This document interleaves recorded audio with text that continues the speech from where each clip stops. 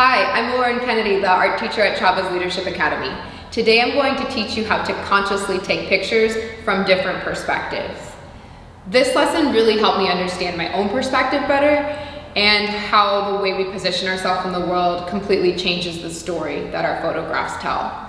So I hope that you too will find that this lesson shifts your perspective, helps you become more aware of the way you see the world, and that you can use that awareness to create even more powerful photos and share the story you intend to share. All you need for this lesson is some kind of camera. So you can easily use your phone. You could use a tablet. You could use a more formal professional camera. Anything works, as long as it's a camera. Let's get started. We're going to look at a few pictures of my very good friend, Rusty. And as we look at these pictures, I want you to imagine that you're the photographer. Whose eyes are you looking through? How about now?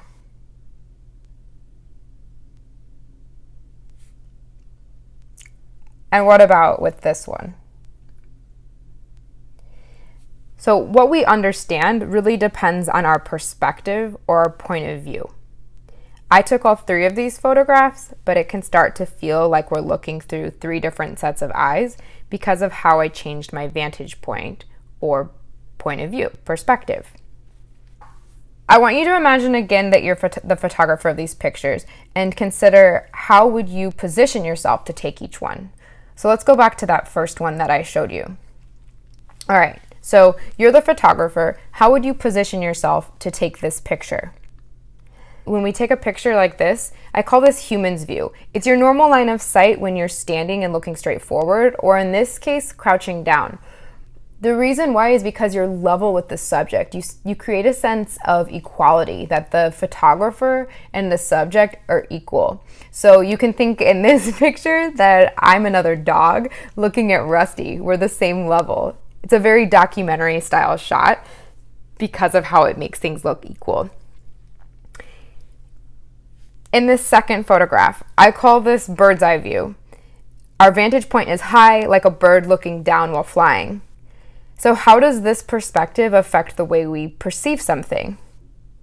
Well, I think it can give us the big picture, like an aerial shot, right? You can see a lot more, take in more. Or it can make something look small and unimportant. Like in this case, we're looking down on Rusty. Now in this third one, I call this perspective roach's view. You could call it worm or ant or some other small creature if you prefer, but I like roach because roaches are so mischievous and they seem to have a lot of personality. They're always looking for something.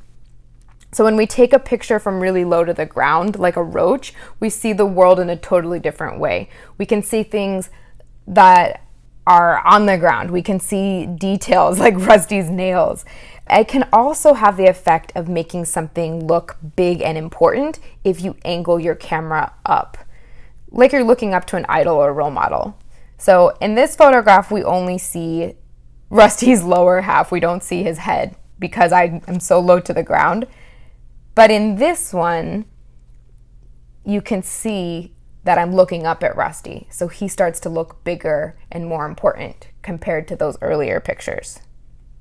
Okay, your call to action for this lesson is to take 3 photographs of the same thing from 3 very different perspectives.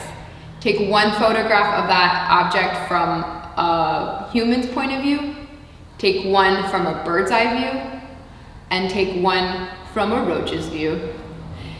I don't care which order you take the pictures in, whichever comes naturally to you, but please be very intentional about how you take those pictures so that you capture those unique characters, those unique viewpoints. If you're really looking for a challenge, instead of 3 pictures of the same thing, you could try the exercise 24, where you take 24 pictures, yes, 24 pictures of the same object, all different perspectives. Have fun with it, be creative, take risks, use your imagination to make it more interesting, and thank you for engaging in this lesson. Looking forward to seeing you in lesson 3.